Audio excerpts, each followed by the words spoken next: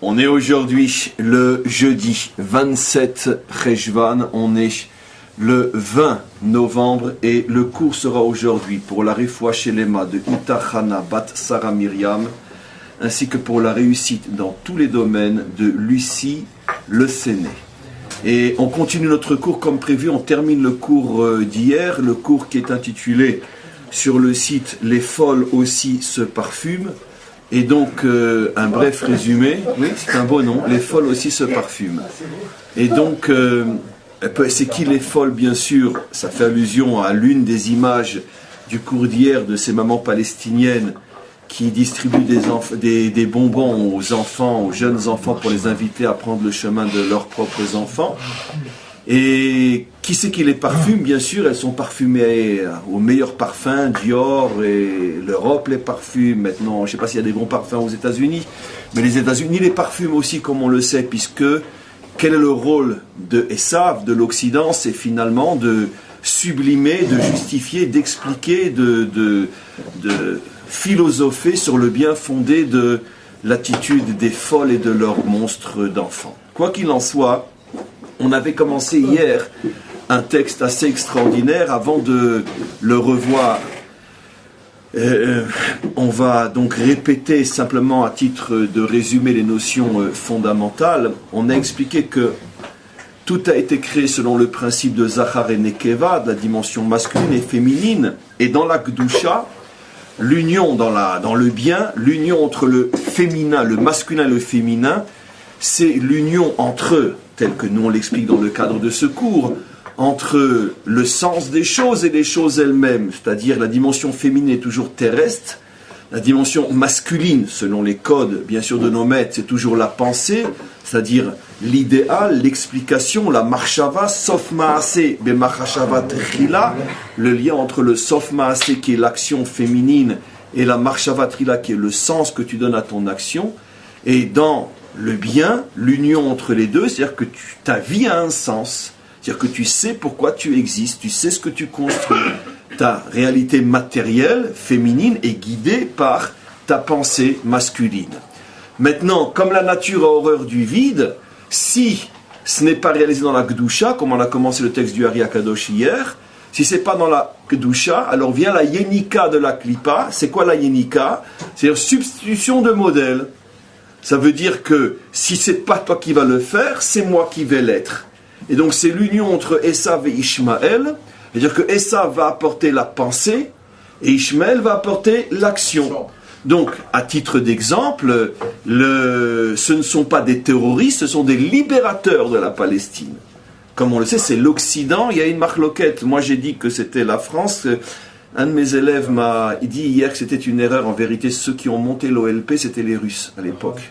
Et donc, non, les Russes, il semblerait. Et c'est vrai, je me rappelle que j'avais lu de nombreux articles qui disaient que c'était les Russes qui avaient inventé l'OLP. Même le concept de l'organisation de libération, alors que dans le monde entier, des gens qui se font sauter dans des cafés semblaient des terroristes. Mais chez nous, non, ce sont des libérateurs. Et donc, c'est un concept russe. Bon, j'ai dit français, peu importe, alors si j'ai fait une erreur dans ce domaine-là, c'est pas trop grave, c'est pas là où je suis forcément le censé ne pas faire d'erreur. Mais quoi qu'il en soit, ça reste vrai comme idée que ce sont, quoi qu'il en soit, les Occidentaux qui ont appris, donc à la féminité le concept. Et donc, c'est ça l'union entre Esav et Ishmaël contre Israël. Ishmaël est sur le terrain, donc il est dans l'action, en plus sa revendication est territoriale, entre parenthèses, car on sait que c'est simplement un prétexte. Mais quoi que ce soit, officiellement, ils se battent pour la terre, pas pour la religion, ils se battent pour la terre. Pas pour la religion, parce que jusqu'à aujourd'hui encore, c'est vrai, on doit le reconnaître, les juifs qui vivent en Iran sont pas trop maltraités, c'est vrai. Et donc, c'est clair que Ishmaël, en tout cas officiellement, essaye de préserver la vitrine comme quoi on n'a rien contre la religion juive. Ce qui est extrêmement trompeur, mais ce n'est pas le sujet aujourd'hui. Mais officiellement, le conflit il est territorial. Donc, territorial, terre, féminité. Et qui est l'inspirateur de ce combat? C'est-à-dire qui va le cachériser, qui va l'idéologiser, qui va lui donner une marshava trila, c'est Esav. Il appelle Arafat à l'époque, ce soit donc au Kremlin ou peu importe à l'Élysée, il appelle Arafat, il lui dit, tu sais, puisque ton projet c'est de te faire sauter au milieu d'enfants, puisque tu vas commencer ta carrière avec Mahalot, les enfants de Mahalot ou d'autres, tu vas te faire déchirer dans le monde entier. Donc on va inventer un concept qui est, tu es un libérateur, tu es un résistant. Et ça passera mieux, parce que nous-mêmes, on a une longue histoire de résistance et de libération. Les Russes, les Français, tous les Européens ont un jour été des résistants ou des libérateurs. Et donc, bien sûr, lui, Arafat était trop bête pour concevoir un concept pareil, parce que lui, c'est un exécutant, il sait se faire sauter, il sait rien faire d'autre. Et donc, c'est l'Européen qui va lui donner le concept, et c'est comme ça, donc, on a cette union entre la dimension masculine et la dimension féminine, le Zachar et la Nekeva. Esav apporte la pensée, la marshava, et Ishmaël apporte l'action. C'est vrai qu'au niveau des religions aussi, encore une fois, indépendamment du conflit autour de la terre, c'est vrai, comme j'ai rapporté hier au nom de Manitou, Manitou disait aussi que avec Esav, on a un problème céleste, avec Ishmaël, on a un problème terrestre. Donc ça confirme, d'une certaine manière, la chose telle qu'on l'explique. Donc, on va maintenant reprendre ce texte du Ari Akadosh qu'on a déjà lu. On était resté sur le suspense d'aujourd'hui, mais on reprend le texte. Donc il avait expliqué que tout remonte finalement à la faute de Adam Arishon. Shechet Adam Arishon garam shiatsu gvurot kodem achasadim, comme on a expliqué hier. La dimension féminine terrestre s'appelle gvura. La dimension masculine, la pensée, l'idéal s'appelle chassadim. Et toute la faute d'Adam Arishon, c'est d'avoir séparé entre le ciel et la terre, entre l'église et l'État, entre Dat ou Mdina, d'avoir séparé entre le corps et l'âme, le problème dont souffrent tous les humains aujourd'hui. Et donc, ça a commencé avec la faute d'Adam Arishon, la séparation entre l'homme et la femme. C'est pour ça que nos maîtres nous disent aussi dans leur langage codé que tout après la faute, Adam s'est séparé de sa femme pendant 130 ans. Pendant 130 ans, ils se sont séparés. Donc, c'est pas seulement une séparation au niveau des concepts, c'est une séparation au niveau physique. Il ne pouvait plus supporter sa femme, et elle ne pouvait plus le supporter. Parce qu'il n'y avait plus de lien entre les deux dimensions. Et donc, qu'est-ce que ça a entraîné? Ve'aliedeze, immédiatement, avec la séparation entre les deux dimensions, Noldak Tata Baolam. Rappelez-vous, c'est un texte du Ari Akadosh. Tout de suite, les guerres ont commencé. Qu'est-ce qui se passe tout après la faute? Le meurtre de Havel. C'est-à-dire, on ne se supporte plus.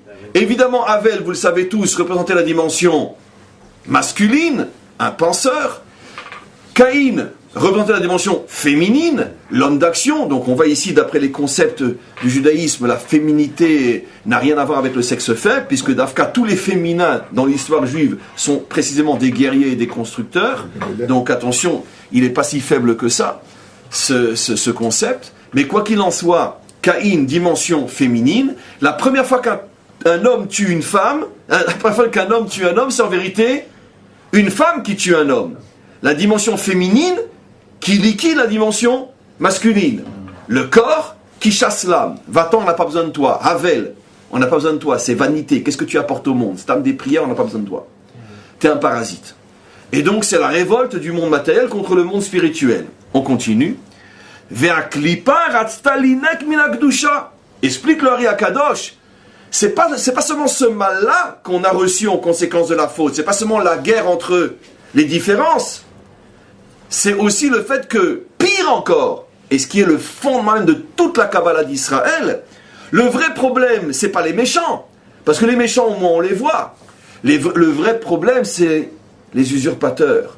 Ça veut dire que ceux qui veulent, d'une certaine manière, copier l'original. Ceux qui veulent se faire passer pour l'original. Ça, c'est les vrais dangereux. C'est le deuxième problème. Donc, usurpation d'identité, le nouvel Israël, par exemple. Dit le Ari Akadosh. Si ça avait été que le problème, que la faute a amené le mal, c'est-à-dire on fera attention. On fait attention aux voleurs, on fait attention aux assassins. Bon, très bien. Mais le problème, c'est que quand tu as en face de toi un ange qui te dit « Je suis là pour te sauver », et en vérité, il va détruire le monde, comment tu vas savoir? Ça, c'est le phénomène de la Yénika, où des modèles qui remplacent le vrai vont commencer à naître partout dans le monde, des modèles messianiques, faux messianiques, que ce soit sur le plan religieux ou laïque. Le communisme est aussi un modèle messianique, le capitalisme aussi est un modèle messianique, dans le sens que le projet, c'est on va sauver le monde. Voilà, la démocratie, etc. Tous les projets qui disent, qui pensent qu'ils vont sauver l'homme. Ve'aklipa ratztalinek minakdusha. Maintenant, malgré tout, comme on l'a vu hier, le Ari Akadosh vous prévient que la véritable explosion de la klipa, ça sera juste avant la délivrance finale. Ve'ena sholetet, mais elle n'aura le pouvoir véritablement. Ki im be'ekev shel hanugva anikra ekev. Là, il commence maintenant tous les codes. Elle n'explosera véritablement cette klipa que quand on arrivera à la période qui s'appelle le talon de la féminité. On a expliqué, c'est facile à décoder pour nous, avec tous les cours qu'on a déjà donnés sur ces concepts-là. La féminité, c'est la terre. Le talon de la féminité, c'est les premières étapes du retour d'Israël vers sa terre. Comme il le dit, Psia Lebar, c'est les premiers pas vers. Les premiers pas, donc les premières aliotes, les premières arrivées de juifs ici, les premières coopératives, la création de l'État d'Israël, les kibbutzim, etc. Tout ça, c'est l'époque de Ekev Sheba Nukva. C'est pour ça que cette période s'appelle comment? Igvata Demshicha, les talons du Messie. On est en pleine période des talons de la femme, des talons de la féminité. Maintenant, attention, qu'est-ce que nous dit la Torah? Et le Nachash, il vient et il attaque le talon. Mais qu'est-ce que nous révèle le Ari Akadosh et surtout le Zohar? C'est que le Nachash, il vient pas seul. Lui-même, il est le cheval d'un cavalier. Et d'après les décryptages, d'ailleurs écrit clairement du Zohar Chadash, que j'ai rapporté hier, c'est qui le Samer même qui est sur le Nachash? La Torah elle-même ne parle visiblement que du Nachash, mais le Zohar nous révèle quand le Nachash, il était chevauché par un cavalier. Et c'est qui le cavalier du Nachash? C'était le Samer même. Samer même, c'est la klipa masculine, le Nachash, c'est la klipa féminine. Le Zohar Chadash dit c'est quoi? C'est Esav qui chevauche Ishmaël. Et donc, et qui attaque le talon de la féminité, qui attaque les Juifs lorsqu'ils reviennent sur leur terre. 38e chapitre de Ézéchiel. Ce qu'on appelle la guerre de Gog et Magog, l'union entre l'Occident et l'Islam. Et donc, on continue. Alors maintenant, il va expliquer plus encore. Chez Ousod, Klipat Noga. Mais, on avait commencé à dire hier, mais attention, on a un principe fondamental. Les klipot tmeod ne peuvent pas t'attaquer si d'abord tu n'as pas chez toi un phénomène klipa qui lui aussi a pris le dessus. Parce que c'est le sol, comme explique le Tanya, que les klipot tmeod, pour s'attaquer à la Gdusha, doivent passer par un pont, par un chemin qui s'appelle klipat noga. La klipa intermédiaire. La klipat noga, elle est toujours à l'intérieur du peuple juif. C'est parce que nous sommes détraqués que nous pouvons être attaqués. Il y a un dysfonctionnement à l'intérieur du peuple juif qui s'appelle Klipat Noga, et ce dysfonctionnement attire comme un aimant les Klipot Tmeot, masculines et féminines, Esav et Ishmaël. Et alors là, il va coder complètement, on est resté sur ça le cours d'hier, et c'est quoi cette Klipat Noga? Comment qu'elle est née à l'intérieur du peuple juif? Chez Ousod Klipat Noga, de Aftele Itata, qui a fait tomber Itata, la femme, la féminité, la terre, qui a Damarishon Shachav Ishtonida. Parce que le vrai secret de la faute, selon bien sûr une image codée, c'est qu'il a eu un rapport avec elle quand elle était Nida. En période de sang. En période de Nida, il a eu un rapport avec elle. C'est ça le secret de la faute. Ça veut dire que on est que dans des images. La Torah chez Birtav, la Torah écrite utilise l'image d'un fruit défendu. Vient le Ari Akadosh, il dit, mais c'était pas du tout un fruit défendu, il n'y avait pas d'arbre, il n'y avait pas de jardin, il n'y avait pas de ça, c'est pas de ça qu'on parle, c'est des codes, E égale MC carré.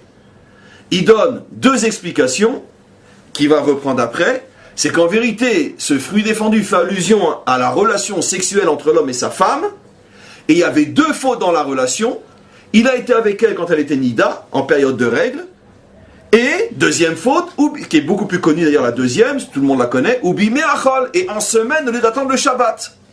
Il aurait dû s'unir avec elle après sa période de règles et pour la première fois le Shabbat. Il s'est uni à elle en période de règles ou avant le mikvé, ce qui revient au même, avant qu'elle elle fasse tout ce qu'il faut faire pour sortir de cet état donc de règles, et en plus un jour de semaine. Vegaram, et ça a amené les Ekev Azekilkul, la destruction du talon. Ou plutôt l'habillement, pas la destruction. C'est pas ashrata, c'est kilkul. L'habillement, on dit habillement en français? S'abîmer? La détérioration, pardon. Ça a amené la détérioration du talon. dégradation. Ou paratza geder, à ce moment-là, la protection qui entourait Adam et Chava est tombée. Cette protection qu'on appelle le fameux Chashmal, c'est une protection qui entoure le juste, qui entoure chacun d'entre nous. Chacun d'entre nous, on est entouré par le Chashmal, et on fait tomber, on affaiblit, on fait des fissures, on fait tomber comme une muraille le Chashmal, selon les fautes que l'on fait, et surtout et essentiellement les fautes sexuelles, et surtout et essentiellement le fait d'avoir une relation avec une femme qui est Nida, sa propre femme, parce que si en plus c'est une autre, c'est encore pire, mais sa propre femme déjà, comme je vous ai rapporté le Zohar qui dit hier, que toutes les fautes que Israël peut faire, la seule pour laquelle, même si les petits-enfants demandent à Hachem d'arrêter, d'accord, Hachem n'écoute pas, c'est quand on va avec une femme Nida. C'est la plus grave des fautes qu'un juif puisse faire, c'est pire que manger du porc, un jambon beurre à Kippour devant toute la communauté. Et donc ça c'est une faute extrêmement, extrêmement grave, on va expliquer pourquoi bien sûr. Et donc à ce moment-là, ça fait tomber toutes les protections qu'il y a autour du peuple juif. La reine, et donc, Poretz Geder Yishrenu Nachash, quand la muraille elle est tombée, paf, il est venu le Nachash. Ce qui veut dire, traduit dans le langage de la modernité, si Ishmaël peut nous attaquer, c'est parce qu'il y a à l'intérieur du peuple juif le concept de la faute Shachav Imnida. Alors, non, si j'étais un rabbin uniquement religieux, ce qui est pas mal aussi, je m'arrêterais là. Non, je le dis maintenant, pour une fois, je le dis sérieusement. Je m'arrêterais là, j'aurais déjà fait mon devoir, de dire attention, d'accord, la racine profonde de tout ce qui nous arrive depuis un siècle et demi, c'est parce qu'il y a trop d'hommes mariés qui vont avec leurs femmes en période de Nida dans ce pays. Alors, si je dis ça, je peux le dire devant un public comme moi, mais si je dis ça et je le lance sur le net, je suis mort. Devant vous aussi, vous êtes gentils de ne pas avoir hurlé. Voilà. Comment ? Ils hurlent, hein. Voilà, les chiens hurlent, c'est-à-dire tous ceux qui vont avec leur femme quand elle est Nida. Mais le guédère, c'est pas... Et le... Comment ? Et donc, ça veut dire... Donc, l'idée est vraie. L'idée est vraie. Le problème, c'est que ce discours qui est 100% vrai, puisque c'est le discours de Rabbi Shimon Bar Yochai, il le dit clairement, il faut que je retrouve absolument ce texte, mais comme c'est perdu quelque part dans le Zohar, et j'ai pas toujours la mémoire des pages, mais bon, si quelqu'un m'entend qui sait où il est, qui me dise où est la référence. Il faut que je vous lise ce Zohar-là, parce qu'il est terrifiant. En tous les cas, et pour les gens comme nous, ça nous aidera à nous renforcer encore plus dans les détails des lois concernant la séparation pendant cette période-là. En tout cas, selon le religieux classique, ce que j'ai dit est juste. Mais dans le Talmud, le guédère, c'est pas les souris, les rabbanim. Mais on va aller maintenant beaucoup plus loin. On va expliquer plus profondément, parce que le Hari HaKadosh lui-même le fait. Surtout que n'oublions pas que le Hari HaKadosh se fonde sur une explication incroyable du Zohar, dans le Zohar Chadash, qui dit que le Nachash c'est Ishmaël et que son cavalier c'est Esav. Et nous on comprend très bien puisqu'on le vit tous les jours. D'accord ? Donc, on va essayer de comprendre à un niveau beaucoup plus profond, international, au niveau du peuple, au niveau du Léhom. C'est quoi le concept d'aller avec une femme qui est Nida ? Mais je veux aller un petit peu plus loin. Ve'ine sod pitouy noga, et c'est ça la clipa de Noga qui se trouve à l'intérieur du peuple juif, qui permet au Nachash de nous attaquer.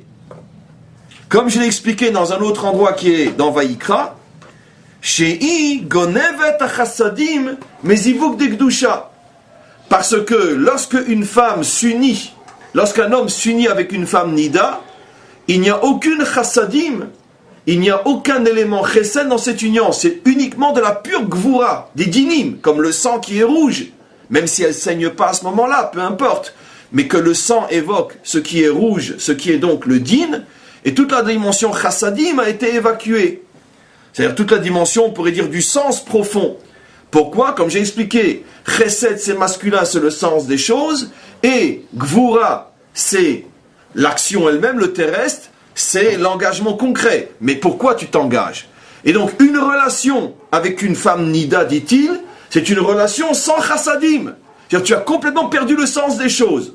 On va expliquer pour ceux qui commencent à deviner.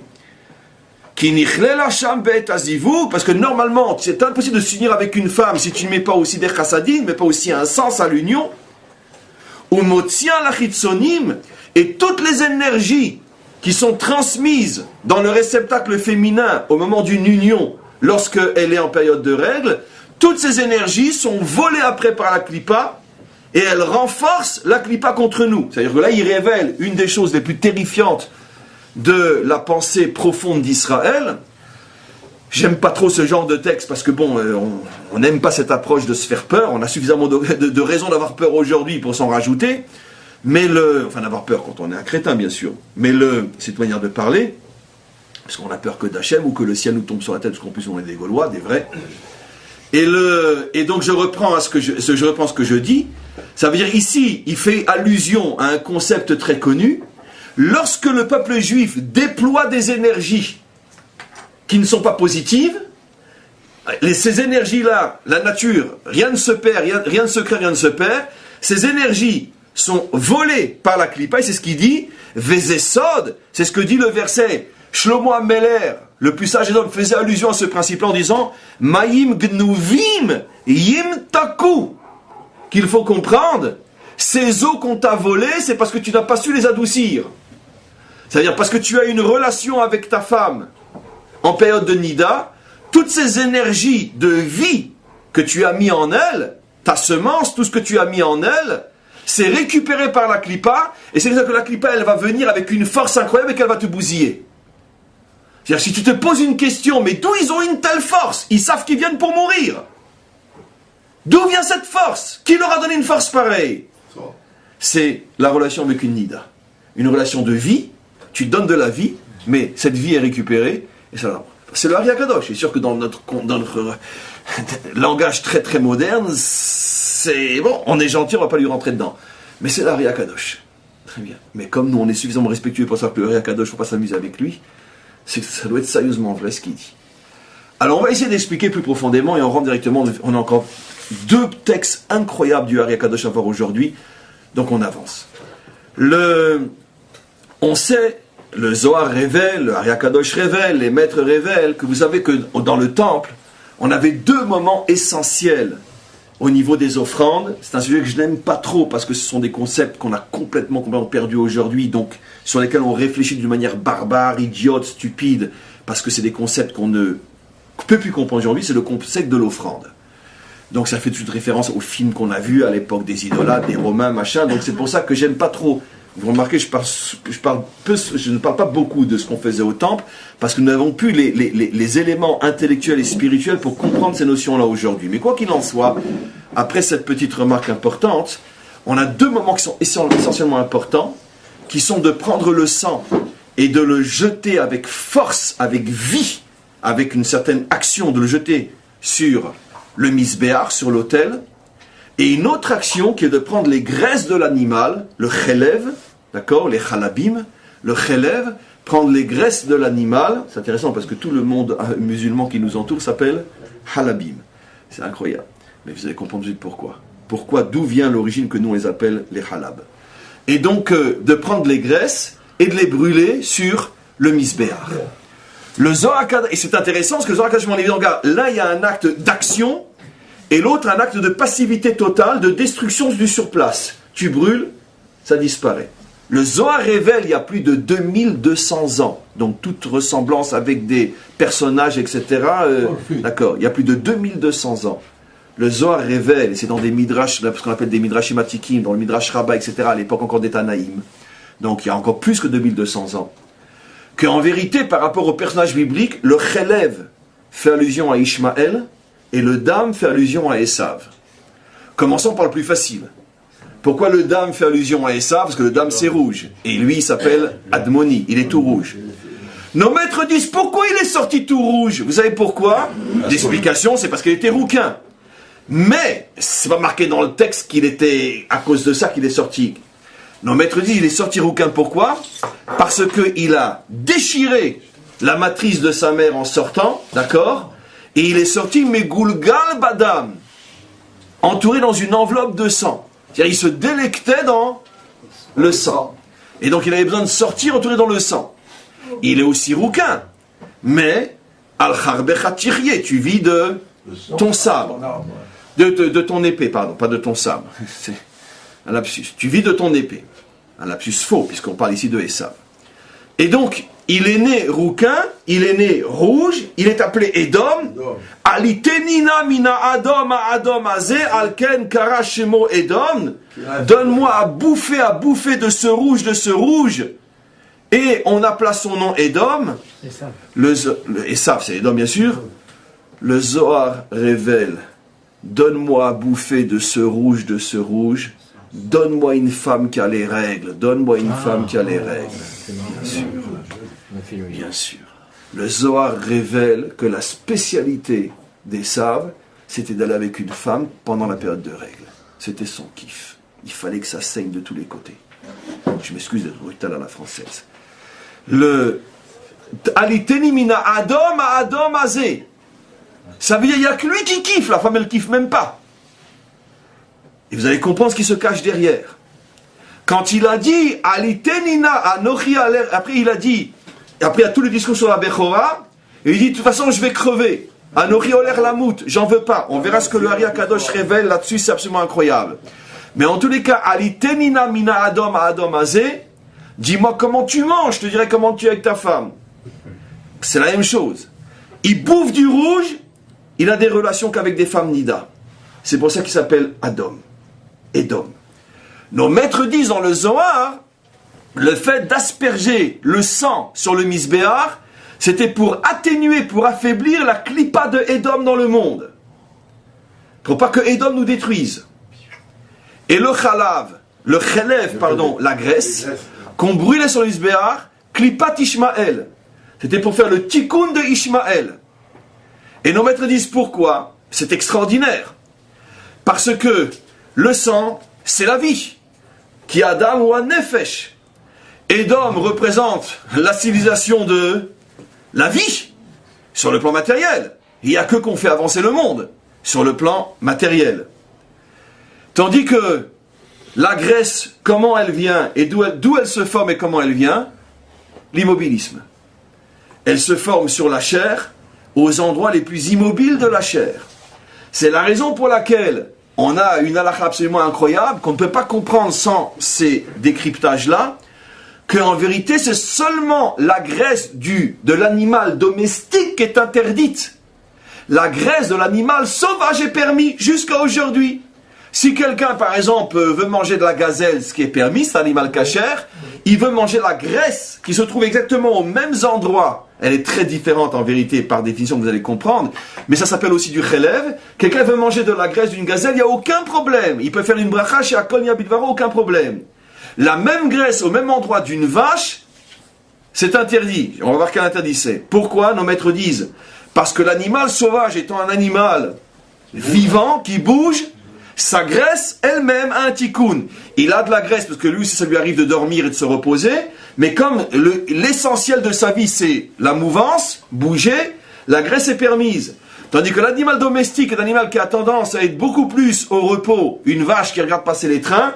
Et d'ailleurs, quand la Torah parle de graisse interdite, elle parle surtout des graisses des deux animaux qui sont très statiques, finalement le mouton et surtout la vache. Bon, le mouton, une fois qu'il est sur son pâturage, il ne bouge plus. C'est pas les animaux qui courent en tous les cas. Et donc, la vache encore plus, parce qu'elle est constamment en train d'attacher, en train de regarder passer des trains.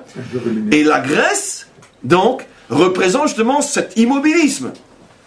Nos maîtres disent, il y a plus de 2000 ans, c'est Ishmaël, la civilisation de l'immobilisme. Elle bouge pas. C'est-à-dire, là où tu la laisses, tu reviens 2000 ans après, c'est toujours les mêmes. Ils n'ont pas bougé, les mêmes temps dans le même désert. Même si ça évolue un petit peu.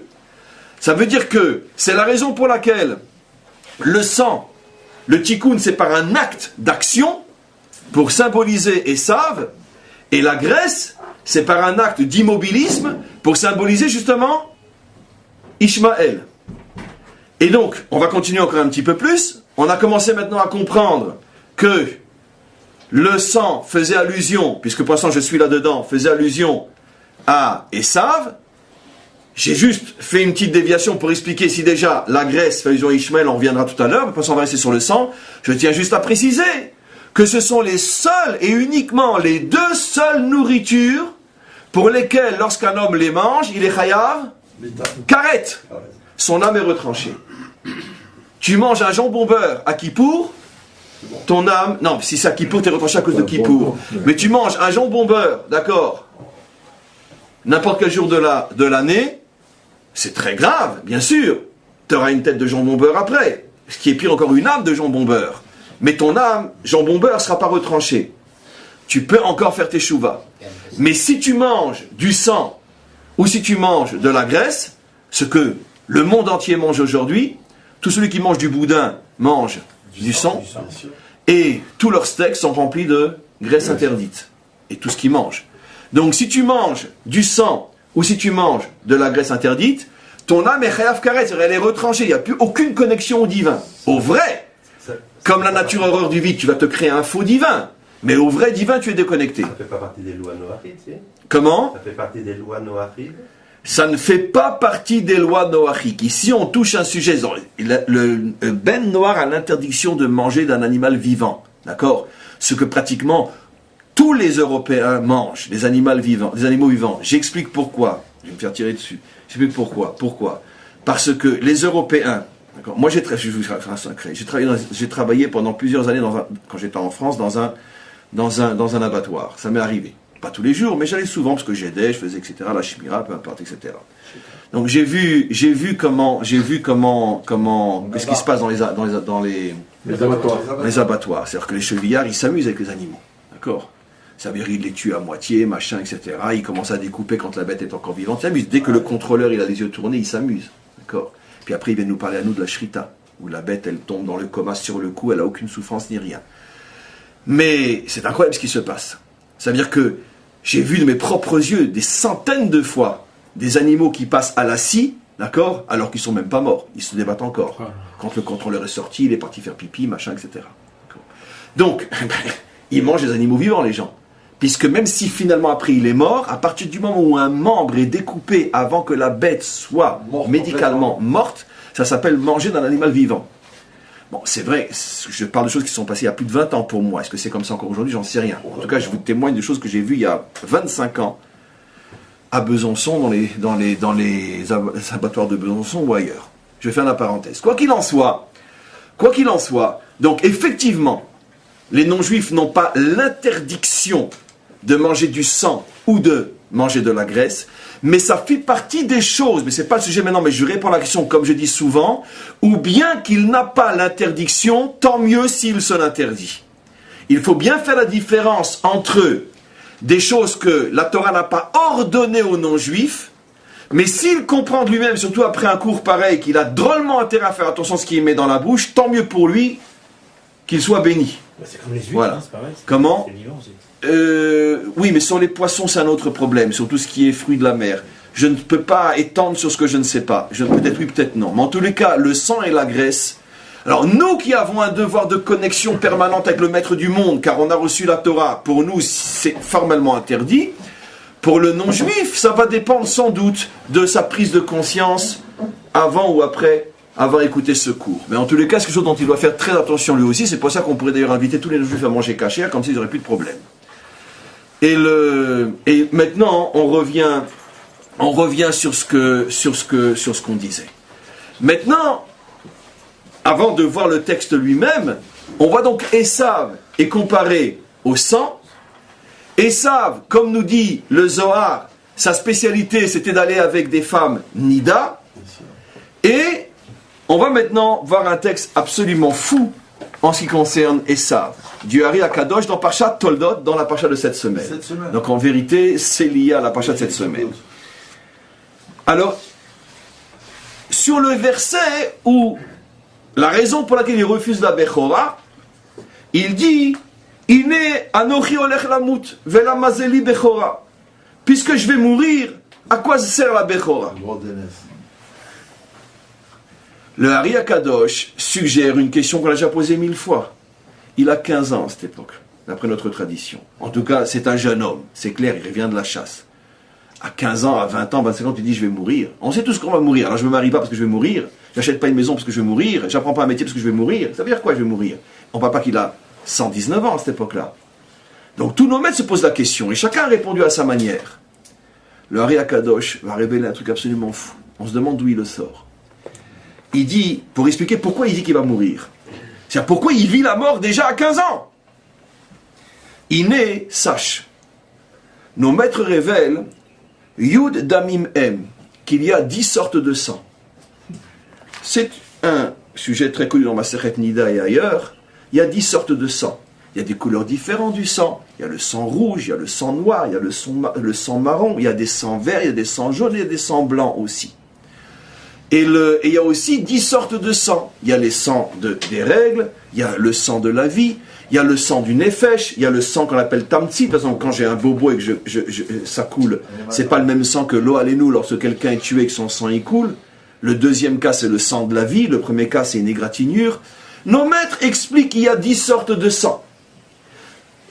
Maintenant, les sangs les plus connus, encore une fois, c'est le sang du mort, dont le sang coule, et le sang des règles. Je lui parle des plus connus au regard de la halacha, au regard de notre loi. Et il dit la chose suivante. Atov shebaem, le sang positif, c'est-à-dire le sang qui donne la vie, Adam ou Nefesh, le sang de la vie. L'Akram Yaakov a été pris par Yaakov. C'est-à-dire que Yaakov incarne le sang positif. D'accord ? Il a du bon sang. Tandis que Ara, le sang mauvais, l'Akro Esav, a été pris par Esav, le mauvais sang, l'expression française, le mauvais sang. Ve'alav Nehemar, et c'est sur lui qu'il est dit, Zuru Reshaim, que les méchants se comportent comme des étrangers. Très mystérieux ce... Et si tu fais Yud Pa'amim Dam, puisqu'il y a 10 sortes de sang, si tu multiplies le chiffre d'âme, 44, par 10, tu trouves la gematria Met, mort, 440. Il dit Anochi Oler Lamut, fait allusion au fait que quoi ? Que je suis un homme de sang, 440, Met, 10 fois d'âme, 44, c'est-à-dire que je suis incapable, comme Yaakov, de faire la différence entre le sang de la vie et le sang de la mort. Moi, je prends tous les sangs en même temps. Et c'est pour ça que ça me fait du mauvais sang. Mais d'où l'Ari Akadosh sec, d'où il voit, qu'est-ce qu'il veut nous faire comprendre ? Et c'est quoi ce verset qui rapporte les Réchaïm sont comme des étrangers. Les étrangers avec qui ? D'accord ? L'explication est très simple. En vérité, il se fonde sur ce que dit le Zohar. Que lui, sa spécialité, c'était d'aller avec une femme nida. Pourquoi en vérité ? Parce que c'est la négation la plus absolue de la vie. Il y avait une idéologie là-dedans. Quand tu es avec une femme nida, tu es sûr d'une chose, elle ne pourra pas être enceinte. Tu économises les pilules, mais il y a une idéologie là-dedans. Qu'est-ce qui se cachait ? C'est quand même plus agréable quand elle n'est pas nida que quand elle est nida. Il est malade ce bonhomme. Pourquoi t'as fait une femme nida ? C'était une idéologie. Et ça, c'est la marshava trila. Il avait une idéologie. D'accord ? Le sexe, c'est pas pour faire des gosses, c'est pour s'amuser. Excusez-moi le langage très français. Pour vous faire comprendre. Ça veut dire, il y a des millénaires, nos maîtres ont vu déjà, des millénaires avant la civilisation occidentale de la femme nue. Ils ont vu l'idéologie esavique. Le seul moment où c'est intéressant avec une femme, c'est quand il ne peut pas y avoir un accident, c'est quand elle est nida. Après, il faut déjà prendre des précautions, c'est pas amusant, etc. C'est incroyable. C'était ça son truc. Comment faire pour s'amuser sans risque ? J'ai pas envie d'être papa 50 fois dans ma vie, moi. Partout où je vais laisser un gosse. Donc, qu'est-ce qu'il faisait ? Il prenait les femmes nida, comme ça il savait qu'il n'y avait aucun problème. Pas forcément au moment où le sang coulait, mais dans une période, puisque ça dure quand même au moins 10 à 12 jours où elle ne peut pas tomber enceinte, pendant cette période-là, il allait avec elle, comme ça il n'y avait pas de risque. C'est ça, Anochi Olech Lamut. Mon idéologie, c'est l'idéologie de la mort. C'est quoi la mort ? Mais c'est quoi le sang d'une femme nida ? C'est un ovule qui aurait pu être fécondé, qui n'en a pas été. C'est donc un mort. Le sang d'une nida, c'est un homme mort, en vérité. Anochi Oler Lamut, moi je ne vais que chez les femmes qui saignent. Moi je suis un adepte de la mort. C'est pour ça que cette civilisation après va prendre comme symbole, après, un mort. Mais bien sûr, c'est dans leur essence. Ils ne se rendent même plus compte à quel point ils ont été décryptés, lasérés par la Torah. Tout ce qu'ils sont, on le sait. C'était déjà marqué dans nos textes. Et donc, ben oui, c'est la raison pour laquelle ils ont le culte d'un mort. Puisque justement, Édom, et ça c'est des explications qui datent déjà de millénaires, dans le personnage de Esav, avant qu'il ne devienne occidental. Vous vous rendez compte, les textes qu'on est en train de manipuler, c'est pas des véritables prophéties, c'est absolument incroyable. C'est pas un texte qui a été écrit à 300 ans, sinon évidemment, c'est dû rajouter. Donc je prends des textes très très anciens, puisque on arrive maintenant au verset. Le Ari Akadosh dit, c'est ce à quoi fait allusion Zuru Rechaim, que les méchants sont des étrangers. Pourquoi? Parce que quand il est avec une femme, il est comme un étranger, il cherche aucun lien avec elle. Je te prends, je te jette. Puisque qu'est-ce qui crée le lien entre un homme et une femme? La possibilité qu'elle soit fécondée, qu'elle va donner un enfant et qu'il y aura une famille. Mais quand je vais les khatrila avec une femme, en sachant que je ne veux surtout pas qu'elle soit enceinte, c'est du khatpami, c'est du jetable. Donc je suis pour elle comme un étranger. Ce qui est extraordinaire, c'est que dans le mot zuru, qui veut dire étranger, c'est pratiquement la racine du mot zera, qui veut dire semence. Zar aussi. Bien sûr. Oui, mais c'est ça, zuru, c'est ça. C'est un pluriel. Il y a le mot zera. Zar, c'est l'essentiel de la racine du mot zera, qui est la semence. C'est-à-dire, quand tu donnes une semence dans le but que surtout elle ne donne pas un enfant, si c'est une idéologie chez toi, ça veut dire que c'est ta seule et unique conception de la femme et de la relation sexuelle, ça c'est Esav. Donc on comprend pourquoi il allait chercher des femmes nida, parce que c'était un idéologue. Il voulait apprendre aux hommes, arrêter de concevoir la femme comme une partenaire, comme une associée, comme une égale, comme une maman, comme la matrice d'une famille. Une femme, on s'amuse avec, on jette, Nekuda. Et c'est pour ça qu'il allait avec des femmes nida, parce qu'il voulait que tout le monde sache quelle est son idéologie. C'est ce que le Ari Akadosh dit, il a pris le mauvais sang, à dire il a pris le quoi? Le sang de la nida, qui est le mauvais sang par excellence, puisque c'est du sang rejeté que le corps ne veut pas garder, parce que c'est du sang de mort. C'est incroyable, il y a des millénaires comment nos maîtres ont vu l'identité esavique. C'est de la folie pure. À 15 ans, je pense qu'il était très très précoce. Vous savez, les enfants aujourd'hui à 15 ans, ils peuvent vous en apprendre des choses.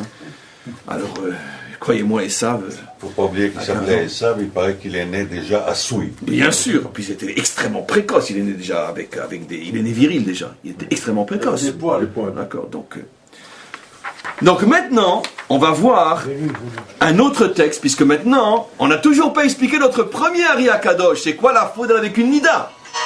Waouh, la première fois que ça m'arrive. Il y a toujours. Là. Et donc, on n'a toujours pas vu l'allusion absolument incroyable. Puisque je vais commencer à décrypter un petit peu l'allusion du Ari Akadosh. La faute de Adam Arishon, c'était qu'il a été avec une femme, sa femme Nida. Donc, c'est toute la faute de Esav. Mais d'un autre côté, ça a amené le Nachash qui est Ishmaël. Et en plus, Ishmaël, comme on le sait, il n'est pas venu tout seul. Il est venu chevauché par Esav. Maintenant, je pose une question simple. C'est 1 plus 1 égale 2. Mais puisque le Zohar, la Kabbalah, tous nos maîtres expliquent depuis des siècles et des millénaires que le Nachash n'est pas venu seul, pourquoi la Torah ne le dit pas clairement? Pourquoi la Torah ne parle pas de son cavalier? Mais parce que jusqu'à aujourd'hui encore, le cavalier du Nachash, il est complètement caché. Quand tu demandes à un Israélien moyen, le problème d'Israël aujourd'hui, c'est avec qui? Il va dire c'est avec nos voisins. Il ne va pas te dire c'est avec l'Occident. Parce que l'Occident, c'est un cavalier caché. Et la Torah, il y a plus de 4000 ans, nous a prévenu, le Nachash ne viendra pas seul, mais son cavalier sera caché. Au point qu'on a pu faire une erreur comme celle que j'ai fait hier apparemment, j'ai dit que l'OLP c'est un concept français alors que c'est un concept russe. Et donc ça veut dire à quel point c'est caché que même pour des gens qui étudient ces choses-là, on peut encore se tromper tellement on ne sait pas trop qui quoi qu'est-ce. L'Occident se cache derrière Ishmaël, et en vérité on a l'impression que le Nachash il vient seul. Mais notre véritable ennemi c'est pas le cheval, c'est le cavalier. Parce que le cheval sans le cavalier, il ne peut rien faire. C'est vrai que de plus en plus le cavalier maintenant commence à montrer son visage. Mais quand il le montre, en vérité c'est parce que lui-même, il appartient à la même famille. Comme on le sait, comme on a parlé hier, Obama ou l'autre. Mais l'Occident, le vrai, l'Occident, entre parenthèses chrétien, lui, jusqu'à aujourd'hui, il masque son visage. Voilé. Obama ne le masque pas parce que lui, de toute façon, il sait que tout le monde sait ce qu'il est. Mais les autres, qui sont de vrais chrétiens, dans le sens officiel du terme bien sûr, automatiquement ils se cachent encore beaucoup plus. Et ils laissent le cheval avancer tout seul. Alors maintenant regardez, on va voir un texte époustouflant, ça sera pratiquement la fin de ce cours, mais enfin on en a encore pour pour un petit moment. Un texte époustouflant qui va bouleverser beaucoup de nos notions, de nos données, surtout sur Ishmaël. Et on va le lire. Bien sûr, vous aurez tout de suite des questions au fur et à mesure, et on va y répondre au fur et à mesure. Ce texte du Ari Akadosh va nous expliquer le parcours de Avram et de Yitzhak et leur relation avec l'un Ishmaël et l'autre Yitzhak et Sav. Il dit la chose suivante. Abraham sache que, comme on le sait, il y a 3 fautes essentielles pour lesquelles on a l'obligation de se laisser tuer plutôt que de transgresser: l'idolâtrie, le meurtre et la débauche. Il va expliquer, nous on va voir seulement les 2 premiers, qu'en vérité Abraham et Yitzhak avaient tous les deux une mission de faire l'un et l'autre le tikkun de l'une de ces 3 fautes, c'est-à-dire le tikkun, la réparation de l'une de ces forces qui amènent soit à l'idolâtrie, soit au meurtre. La débauche, il n'en parle pas dans le texte que je vais vous lire, il en parle plus tard, mais ça ne nous intéresse pas nous pour l'instant. Il dit, Omnam, sache que Avraham tiken avon avodazara. Toute la mission spirituelle d'Avraham était de faire le tikkun, la réparation de la force qui amène l'idolâtrie dans le monde. Ushlach le urkazdim. Et c'est pour ça qu'il a été jeté dans la fournaise. Pourquoi? Quel rapport? Qui dirtive, parce qu'on a un verset qui dit, au sujet des idoles, les idoles doivent être jetées dans le feu. Un verset explicite qui dit que lorsque tu trouves une idole, la manière dont la Torah nous demande de la détruire, c'est de la jeter dans le feu. Si elle est en bois, bien sûr, si elle est en pierre, pas. Mais si c'est possible de la brûler, d'accord, on la jette dans le feu. Si elle est en papier, par exemple le journal, Ma'ariv, Yediot Acharonot, etc., tu jettes dans le feu. Voilà. Ou surtout Le Monde, Libération, etc. Le Times aujourd'hui, etc. Et tu jettes dans le feu. Donc, il dit, mais si je m'arrête là, on va dire qu'il est fou. La raison pour laquelle Abraham a été jeté dans le feu, c'est parce qu'il devait faire le tikkun de l'idolâtrie. Mais attends, mais lui c'est un idolâtre? Ma'akesher. Au contraire, lui il a été jeté dans le feu parce qu'il ne voulait pas se prosterner devant l'idole. On le connaît sous le Midrash, on l'a appris quand on était jeune. Nimrod lui a dit, prosterne-toi devant le feu, ou je te jette dans le feu. D'accord? Non, il lui a dit, prosterne-toi devant le feu. Après, il est arrivé au feu, prosterne-toi devant le feu, ou je te jette dans le feu. Je ne me prosterne pas devant le feu, il a jeté dans le feu. Oh, très bien. Donc, il ne voulait pas se prosterner. Comment le Hari peut dire une chose pareille? Regardez ce qu'il va dire. Et là, vélo à lave, c'est pas d'Avraham qu'on parle, c'est pas lui l'idole qui a été jeté dans le feu. Et là, al nitzot, mais c'est à cause de l'étincelle qu'il avait en lui, de la part qu'il avait en lui, Nitzot Ishmael, Shayabo Kalul Azadaim qui était encore en lui. Ishmael n'était pas encore sorti de lui. Et c'est Ishmael, la dimension idolâtre, qui se trouvait dans Abraham. Le grand-père. Ben attends, mais ça va à l'encontre de toute notre vision d'Ishmael. On va y arriver. Besod, comme on sait, il y a un grand secret. Atzadik Nitfas Be'avonador, le juste porte toujours en lui une étincelle du mal qui se trouve dans sa génération. Maintenant, ça va beaucoup plus loin que ça. Ça veut dire qu'en vérité, la clipa d'Ishmaël qui se trouvait encore dans Abraham, qui est la clipa de l'idolâtrie, c'est la raison qui a fait que le kitrou, que l'accusation a pu s'abattre sur lui, qu'il a été jeté dans le feu. Velazé, et c'est la raison pour laquelle que chez Yatsa Ishmael Minagouf, Migouf Avraham, que quand beaucoup plus tard, Ishmael est sorti du corps d'Avraham. Pas d'Avraham il était. Oui, mais il ne joue pas sur ces nuances-là dans le contexte. Il est sorti du gouffre d'Avraham, Chazar les Souro, tout de suite, il s'est éloigné, Ishmael s'est éloigné, puisque c'était cette clipa qui avait fait que son père a failli mourir, brûlé dans le feu. Alors bien sûr, après il va parler. Alors, j'ai pas fini avec Ishmael. Je sais pas si on arrivera à voir ce qu'il dit sur Esav aujourd'hui. Bon, c'est pas grave, on pourrait voir la semaine prochaine. Un truc fou. Mais avec tout ce qu'on a déjà expliqué, vous allez voir la confirmation une fois de plus de la sagesse profonde de la Torah. Comment tu peux dire que Abraham, c'est moi qui pose la question, est le tikkun de l'idolâtrie parce qu'il a accepté de risquer d'être brûlé pour faire le tikkun de l'idolâtrie de Ishmael qui était en lui, et c'est pour ça qu'il a dû après éjecter cette clipa-là, qui est la clipa d'Ishmael. Et donc il était en danger tant qu'elle était en lui. Comment tu peux dire une chose pareille, je demande à Akadosh, alors que Ishmaël va incarner plus tard dans l'histoire, au contraire, l'affirmation d'un Dieu un et unique, le monothéisme pur et dur, dans sa forme la plus pure. Je sais pas pure, ça a une connotation peut-être pas, mais en tout cas la plus sans la moindre scorie, apparemment. La plus stricte, le mot que je cherchais, bravo. La plus stricte, peut-être encore plus stricte que nous à la rigueur. Mais Comment non, c'est possible? C'est un faux modèle. Hé, tu viens d'arriver.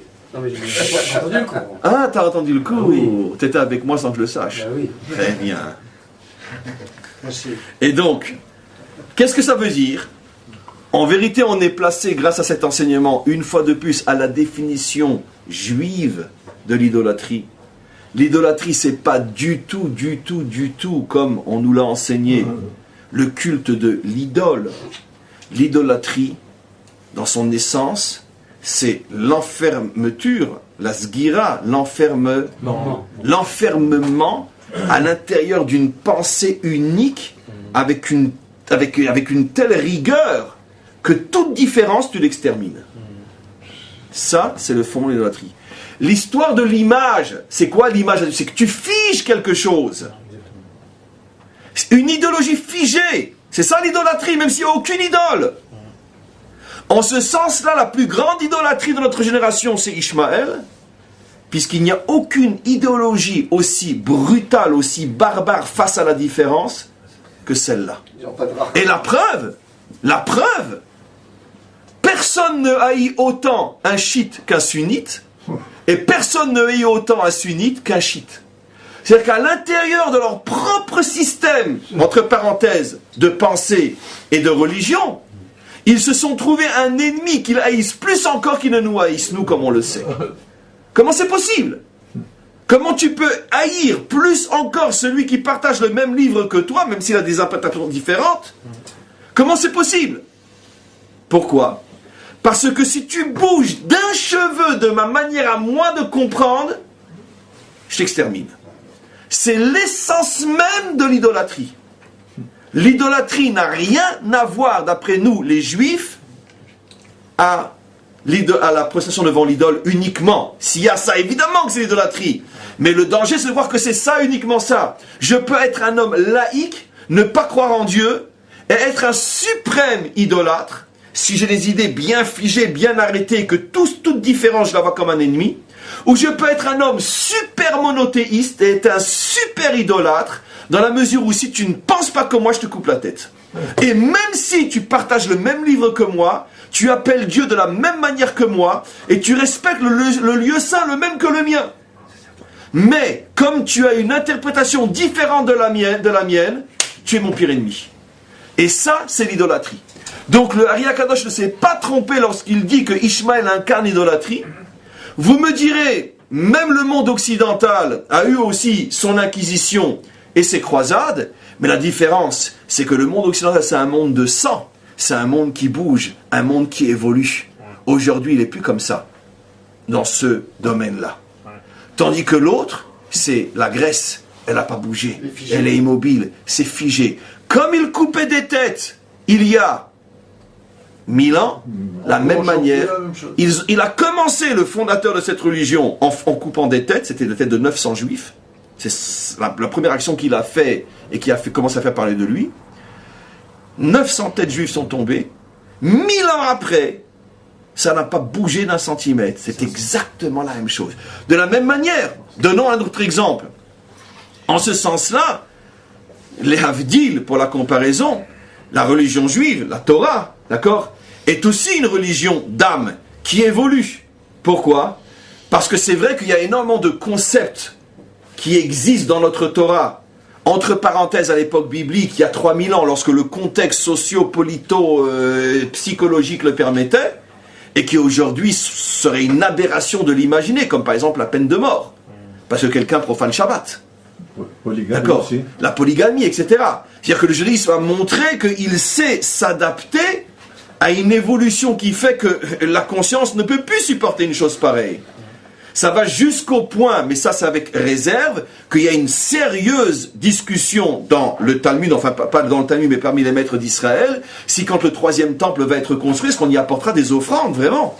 Et de nombreux maîtres disent que non. Comme il est dit, qu'Ibeiti Bet Tefila sera uniquement une maison de prière. Parce que dans le concept du monde qui a évolué, qu'est-ce que vous voulez qu'on apporte un mouton dans un temple? Donc, la Torah sait s'adapter, seulement si les maîtres d'Israël le disent, c'est pas nous le décider, sinon ça devient la réforme et du n'importe quoi. Mais les maîtres d'Israël savent malgré tout suivre une certaine évolution. C'est du dam, c'est pas du chélek, c'est pas figé. Alors que Ishmaël est resté le même, il n'a pas bougé d'un centimètre. C'est donc l'expression la plus puissante de l'idolâtrie. Ce qui est extraordinaire, c'est que là aussi je vais me servir d'un concept très très très connu, mais pour rendre honneur à Manitou. Manitou disait, j'aime pas ce nom Manitou, enfin le Rav Léon Ashkenazi, c'est son nom de totem parce qu'il était chef EI, il était aux éclaireurs. Et donc il a expliqué que généralement dans le mensonge, un homme adoptera toujours l'idéologie qui est sa feuille de vigne, qui cache son problème. Et donc, si eux mettent tellement en avance le Dieu un, le monothéisme, c'est que dans leur essence, ils sont idolâtres. Comme on va voir maintenant sur Esav, Esav c'est tout le contraire, c'est l'homme de sang, c'est l'homme de la mort. Qu'est-ce qu'il va mettre en avance comme idéologie? La religion de l'amour. C'est un Ari Akadosh explicite finalement, cet enseignement très connu de Manitou. C'est le des contraires. Après la halakha, aujourd'hui on ne considère pas que c'est des idolâtres. Comment? Après la halakha, les musulmans ne sont pas considérés comme des idolâtres. Alors, justement, c'est ça ce qui est extraordinaire là aussi, encore une fois, dans le judaïsme, si tu veux, j'aime pas le mot non plus, mais bon, on parle en français, on est prisonnier des concepts français. Dans la Torah, c'est ce qui est extraordinaire. C'est que la Torah se lit à plusieurs niveaux, d'accord? Quel est le plus grand cadeau que je pourrais te faire? On ne sait pas qui tu es, donc je peux le dire. Et quel est le plus grand cadeau que je pourrais te faire? De te convaincre qu'il faut te laisser pousser la barbe. Pourquoi? Parce que, à partir du moment où un juif a la barbe, il attire sur lui un flux de brachot qu'il ne peut même pas imaginer. C'est marqué dans la halakha, ça? Non. Pourquoi? Parce qu'une grande partie de l'aspect très très très profond du judaïsme est cachée de manière à ce que le libre arbitre de l'homme puisse exister, et que c'est à toi de comprendre ce qu'il faut vraiment faire. La halakha, elle va rester au niveau, on pourrait dire, du tronc commun, du minimum vital. Alors, au niveau du tronc commun, tu peux, dans la mesure où la grande majorité des humains, y compris des juifs, pensent que s'il n'y a pas une statue devant laquelle on se prosterne, c'est pas de l'idolâtrie, c'est la raison pour laquelle la halakha n'interdit pas à un juif de rentrer dans une mosquée. Mais dans le fond des choses, vu pas que c'est un texte du Ari Akadosh, il n'y a que le Ari Akadosh qui te révélera, mais sache qu'en vérité, non seulement c'est de l'idolâtrie, mais c'est la pire de toutes. Parce qu'ils ne tolèrent aucune déviation à ce que eux pensent comme étant la vérité, ce qui est le fondement même de l'idolâtrie. Un juif n'a pas de problème, tu étudies le Talmud, un il dit comme ça, l'autre il dit comme ça, l'autre il dit comme ça, l'autre il dit comme ça, et quand tu as fini de passer pendant une heure sur le Talmud, tu vas voir qui dit quoi. D'accord? Comme vous le savez. Maintenant, regardez, ça c'est la cerise sur le premier gâteau. Talmud Bavli. Bavli, dame. Le Talmud du dame, c'est la vie. Bavli, c'est dame. Le Talmud, Bavli, c'est le mot dame, 44. En Gematria, Bavli, 44. C'est connu pas de moi, c'est du Ari Akadosh aussi. Talmud Bavli, Talmud dame. Ça veut dire que c'est le sang d'Israël. C'est la vie d'Israël. Pourquoi? Il n'y a que des discussions. La vie, c'est des discussions. Mais c'est comme le sang. Le sang oxygéné, le sang carbonisé, le sang rouge, le sang bleu, etc. Comment on appelle ça? Il y a deux choses dans le sang. Les globules blancs, les globules rouges, etc. Le sang, c'est toujours deux. C'est la vie. La vie, c'est deux. Pour Urbou. Il faut être deux pour donner la vie. La vie, c'est deux. Et donc, c'est pour ça que Talmud Bavli, c'est la sagesse de la discussion. Il dit, je dis, dis-moi ce que tu dis pour que je puisse dire le contraire. Ça, c'est la vie. C'est juif par excellence. C'est pour ça qu'on accuse juste à la fois des communistes, des capitalistes, on ne sait pas où ils sont. Ils sont religieux, ils sont laïcs, on ne sait pas ce qu'ils sont. Pourquoi? Parce qu'on est tout. On est la synthèse des contraires. Donc effectivement, les plus grands capitalistes sont juifs, les plus grands communistes sont juifs. Effectivement. Pourquoi? Parce que Chez nous, on est figé dans rien. Tout est bon à partir du moment où c'est nuancé. Le Talmud commence toujours par le David. Et j'ai une petite remarque. Toujours. Non, mais c'est Hello, Hello, Adam. Oui, mais c'est ça. Waouh. Et maintenant, je comprends l'expression. Elou vehelou. Quand il y a une discussion dans le Talmud et qu'on n'arrive pas à les mettre d'accord, qu'est-ce qu'on dit? Elou vehelou, divrei Elohim chayim. Les deux avis sont la parole du Dieu vivant. Bravo, Olivier, pour une fois. Pourquoi? En plus, tu parles de Dieu, c'est un chidouche. Maintenant, Rega. Maintenant, c'est ça, Elohim Chaim, c'est extraordinaire. Le fait de voir que deux sages peuvent ne pas arriver à se mettre d'accord, c'est ça le signe de la vie. C'est pour ça qu'à ce moment-là, quand on dit les deux ont raison, on dit c'est Elohim Chaim. C'est ça l'explication. Bravo. Oui. Et moi, j'ai remarqué deux choses. Par exemple, chez les chiites, ils ont... Les chiites. Les chiites. En hébreu. Chiite. Les chiites, ouais, ça va. Ils ont cette tradition-là de taper sur les corps jusqu'à les sangs qui coulent. Oui. Ça, c'est un. Zera, si on change les mots, c'est Ezer. Il a fait Ezer Kenegdo, Zera et Ezer ensemble. Fazak. C'est pas mal. Elle devient Ezer que si tu lui donnes du Zera. Exact. Et pas du Zar. Et pas de l'étranger. Et Noga, j'ai pas compris, c'est Klipat. Noga, ça doit. Alors j'ai pas fini, c'est la fin du cours, j'ai pas fini. La fin du cours, j'ai pas fini encore. Je vais terminer par ce Hari que ça fait 2 jours qu'on l'explique sans le terminer. Donc, juste après pour voir sur Esav, mais on va aller très vite. Et donc, non, et ça on pourra pas. Je vais juste terminer sur Ishmaël. Alors là, retenez votre respiration, respirez bien, et il dit la chose suivante. Ukshera Avraham, quand Avraham a vu chez Ishmaël Racha vechayav mita, que Ishmaël qui était sorti de lui, puisqu'il a dû le chasser, était Racha, à ce moment-là, les Zéhamar, il est venu devant Hachem. N'oublions pas que Avraham c'est l'homme du Chesed. Il est venu devant Hachem, il a dit Lou Ishmael yirye lefanecha. On ne peut pas faire quelque chose pour Ishmaël pour le sauver. Sauf que c'est mon fils. D'accord? Et donc, je voudrais le sauver, Ishmaël. Qui c'est qui m'a posé la question hier sur la teshuva de Ishmaël, etc. J'ai dit que je répondrai aujourd'hui. Et donc, sauf, Avraham a voulu prier. Rotzelomar, Avraham avait pour intention, chez Yarzor Betchouva, qu'il fasse teshuva. C'est intéressant, Avraham a vu que dans Ishmaël, il y avait une partie récupérable. Et tout de suite, pour ne pas vous laisser, c'est très facile, c'est tout le cours qu'on fait déjà depuis hier. L'Ishmaël qui est irrécupérable, c'est l'Ishmaël qui se laisse chevaucher par Esav. Mais Ishmaël qui comprend le danger de Esav, Ishmaël qui comprend que Esav se sert de lui pour attaquer les Juifs, et qui dit j'en ai marre d'être ton cheval ou d'être ton âne, cet Ishmaël-là fera teshuva. Et vous allez voir comment de la délivrance, des centaines de millions d'Ishmaélites vont faire teshuva.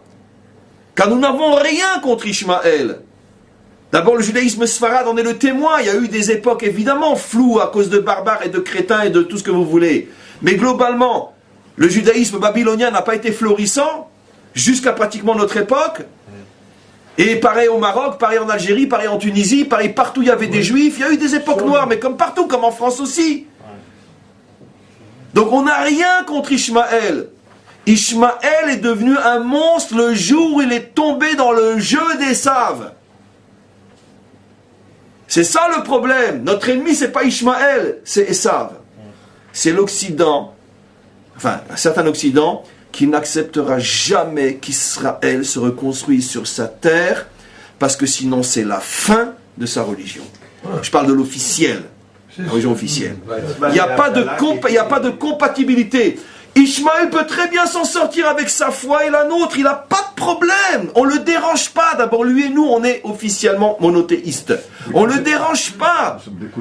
On ne le dérange pas. C'est un problème territorial que l'Occident a inventé. Lui-même n'en avait pas de problème territorial, car il sait très bien qu'il a suffisamment de terre. C'est pas son problème. Mais, tandis que Esav, lui, il a un problème de fond. Il s'est construit sur l'affirmation que notre souffrance est parce qu'on n'a pas accepté son Messie. Et si demain on s'en sort, tout s'effondre, et ils le savent, et ça les préoccupe au point de ne pas endormir. Et croyez-moi, je sais ce que je dis pour avoir parlé à des gens qui sont très très bien placés chez eux, comme vous savez, entre autres qui, etc. Je sais quelle est leur hantise. Si on réussit, c'est la fin. Et ça, ils ne le laisseront jamais. Regardez maintenant ce qu'il dit. Donc, il voulait qu'il fasse teshuva. Parce que Abraham savait que Ishmaël n'est pas perdu. Il faut juste qu'il se débarrasse d'Esav. Et effectivement, il est arrivé à lui faire teshuva. Tous ces textes qui disent qu'effectivement, vers la fin de sa vie, Ishmaël a fait teshuva. Mais c'est pas fini. J'ai pas maintenant le temps de vous rapporter ces textes-là, mais vous les connaissez tous, où nos maîtres apportent des preuves comme quoi il a fait teshuva encore de son vivant. Au point que quand il est mort, les versets utilisés pour sa mort sont les mêmes qu'on utilise pour les plus grands justes d'Israël, les mêmes mots. Rachid dit comment c'est choquant, Ishmaël a le droit à la même mort que Moshe Rabbeinu. Il dit oui, parce qu'il est mort dans un état de tchouva total. Grâce à la prière de son père, révèle le Ari Akadosh. Mais c'est pas fini. On a un principe fondamental, mes amis, que je vous ai révélé dans le dernier cours sur les Gilgulim. Quand un non-juif, puisque lui il a un guédère de non-juif pratiquement, puisqu'il faisait plus partie du projet. Quand un non-juif fait une teshuva totale de son vivant, il peut avoir le mérite de revenir sans passer par la conversion à l'intérieur d'un juif. Et le Ari Akadosh va révéler qu'a été le grand Gilgul, le tikkun de Ishmaël, à l'époque du roi David. Tenez bien votre respiration. Et il dit, il a fait une grande teshuva Ishmaël, et après, Nitzotz Atov Sheya Beishmael, la bonne étincelle qui se trouvait dans Ishmaël, celle qui ne se corrompt pas avec la France ou les États-Unis. Celle-là, Yatsa Mimeno, est sortie de lui, Yitra à Ishmaeli, le fameux Yitra qu'on appelle dans la Torah à l'époque de David, Yitra à Ishmaeli. On l'appelait Yitra le Ishmaeli. C'était bien avant Mahomet, bien sûr. On parle de ce qui s'est passé il y a 3000 ans. Yitra à Ishmaeli. Chez la Bat Nachash, qui s'est mariée avec la fille du serpent. Bat Nachash, non, Bat Nachash, regarde, Bat Nachash. Il est devenu le beau-frère de David Améler. Nachash est dans toute la Bible le nom, le deuxième nom, le surnom qui était donné au père de David, Yishai. Pourquoi ? Disent nos maîtres, parce que toute sa vie, il a travaillé pour faire le tikkun du serpent, et il a réussi, il a fait sortir de lui le Mashiach. Il avait d'autres fils et d'autres filles, et le Ishmaéli a épousé la sœur de David. Il était donc son beau-frère. Mais le symbole, il est revenu juif, il était juif bien sûr. Pourquoi on l'appelait le Ishmaéli? Peut-être parce qu'il vivait, peut-être, je sais pas, dans ces régions-là, etc. Je ne connais pas bien son identité, peut-être que c'est un converti de Ishmaël, je ne sais pas. Mais en tous les cas, il a épousé la fille du Nachash, la fille de celui qui faisait le tikkun du Nachash, qui est Yishai, qui a mis au monde le tikkun de la Malchut, David, Mashiach. Ça veut dire que c'est à pleurer. Ça veut dire que le Ari Akadosh nous assure, et là presque je pleure, aussi incroyable que ce soit, un jour à nos côtés, ne vous inquiétez pas, on n'aura pas Esav, on l'aura jamais. Mais un jour à nos côtés, on aura le tikkun d'Ishmaël qui aura enfin ouvert les yeux, qui aura enfin compris comment il s'est fait manipuler par l'Occident pour lui faire des choses qui n'étaient même pas dans son fond intérieur, sa conviction. Et qu'il a servi d'instrument au pire ennemi d'Israël qui était Esav. Et un jour il dira, Daï maintenant, foutez-moi la paix, arrêtez de vous servir de moi. Et il deviendra le beau-frère de David. Il épousera sa sœur. Comprenez tout ce qui se cache derrière. Attention, le mauvais Ishmaël lui disparaîtra, c'est évident. Parce que c'est, attention, lui dit, Nitzotz Atov, la bonne partie d'Ishmaël. Le problème, c'est que la bonne partie d'Ishmaël, si elle ouvre la bouche, qu'est-ce qu'on lui fait? On coupe la tête. Tous ceux qui ont essayé de s'opposer à Arafat, tous ceux qui ont essayé de s'opposer à Abbas, tous ceux qui essayent de s'opposer au Hamas, tout de suite sont exécutés. Dès qu'il y en a un, c'est pour ça que chez nous, ceux qui continuent à vouloir nous pousser à faire la paix sont eux-mêmes des criminels et des assassins. Puisque vous savez très bien ce qui se passe sur le terrain, qu'à chaque fois qu'on en trouve un vrai qui veut vraiment la paix, il se fait exécuter. Par ceux qui, soi-disant, veulent la paix avec nous. Mais peu importe. Quoi qu'il en soit, j'ai pas fini encore 5 minutes pour cette fameuse Klipat Noga. Quoi qu'il en soit, on comprend, on laisse tomber, ça ne va rien rajouter pour nous dans ce cours-là, qu'en vérité, il y a, oui, aujourd'hui, au milieu de ces 2 milliards, évidemment qu'il y en a des centaines de millions qui n'ont aucun problème avec nous, mais eux-mêmes sont persécutés, massacrés, poursuivis par Ishmaël qui a vendu son âme à Esav, celui qu'on appelle le Nachash, celui le seul dont on parle aujourd'hui, le Hamas, le Hezbollah, le ISIS, etc. Et tous ces gens-là qui terrorisent leur propre population, qui tirent sur leurs femmes et leurs enfants pour après dire que ce sont des victimes de l'armée d'Israël. Ce sont ceux-là qui sont le véritable Nachash, qui composent avec l'Occident, même complètement, puisqu'ils sont milliardaires grâce à l'argent occidental, comme on le sait. Donc, c'est clair l'union entre les deux. J'imagine qu'au moment de la délivrance, le bon Ishmaël va se révolter contre le mauvais. Mais jusqu'alors, toute tentative de conciliation avec eux est un suicide ou un assassinat. C'est pour ça que parmi nous, ce sont des véritables criminels, en tout cas philosophiquement parlant, ceux qui poussent à un accord avec eux, parce qu'on ne peut pas faire un accord avec Ishmaël tant qu'il est complice de Esav.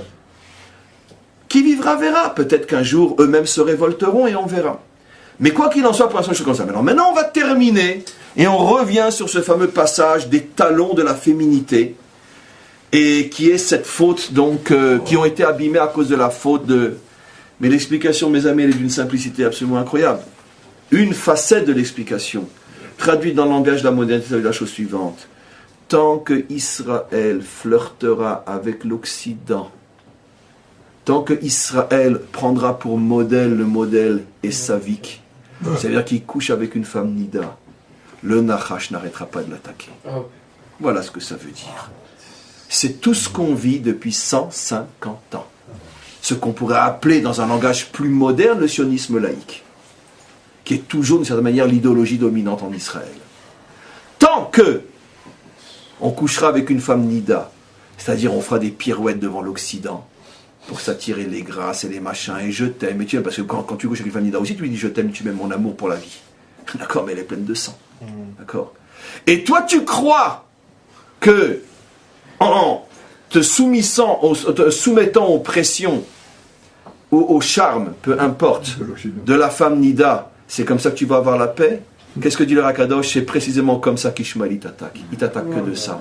Parce qu'il te dit, et regardez, c'est dans leur langage, le grand diable et le petit diable.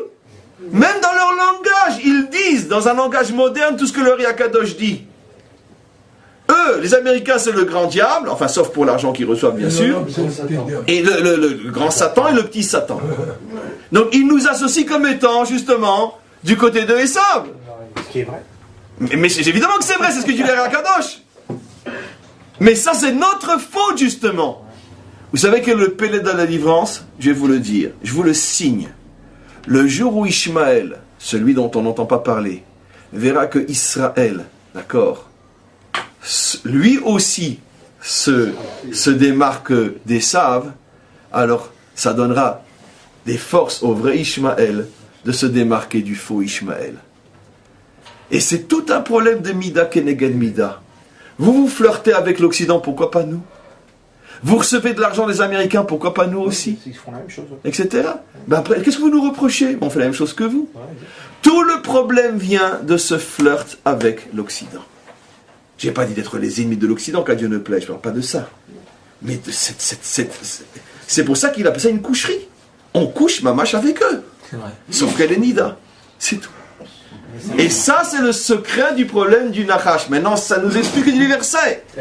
Et lui, il viendra et il te mordra au talon. Et le Zohar Hadash dit le talon, c'est le serpent qui mord au talon, c'est Ishmaël. Lui, le Zohar Hadash explique qui est le serpent. Et le Ari Hadash dit et le talon, c'est en vérité la féminité, donc ça veut dire c'est la terre. Ishmaël s'attaque à notre présence sur notre terre. Pourquoi? Pas parce qu'on a un problème avec lui, parce qu'il ne supporte pas nos coucheries avec l'Occident. Voilà. Et non, évidemment que personne n'est conscient de tout ce qui est expliqué ici. Ici, on explique des mécanismes extrêmement profonds. C'est pour ça que c'est un cours de Torah. Et c'est ça la grandeur et la force de la Torah. Mais voilà quel est le mécanisme. J'oserais presque dire que qu'est-ce qui peut se passer? Quelle est la meilleure chose qui puisse arriver à un homme qui est amoureux d'une femme nida? c'est qu'ils se disputent avec elle et qu'elle le fout à la porte. Et bien c'est ce qu'on est en train de vivre, mes amis. L'Occident est en train de nous vomir. Continuez surtout et vous arrêtez pas. On vous apportera même des sacs pour vomir encore plus. Surtout lâchez-nous. Surtout abandonnez-nous. Vous savez pourquoi? Parce que le jour où vous nous lâchez avec vos embargos, vos trucs, vos machins, etc., vous nous sauvez. Voilà en vérité le secret de ce qui est en train de se passer en ce moment. Absolument. Nous, on ne veut pas la lâcher, la femme Nida. Mais c'est pas grave, c'est eux qui vont se mettre en colère contre nous. Le jour où ils nous auront lâchés, je peux vous garantir que tout va changer ici. Amen. Je répète. Il n'y a pas cours dimanche prochain, n'oubliez pas. Le prochain cours que l'on reprend sera lundi prochain, Bezrat Hashem.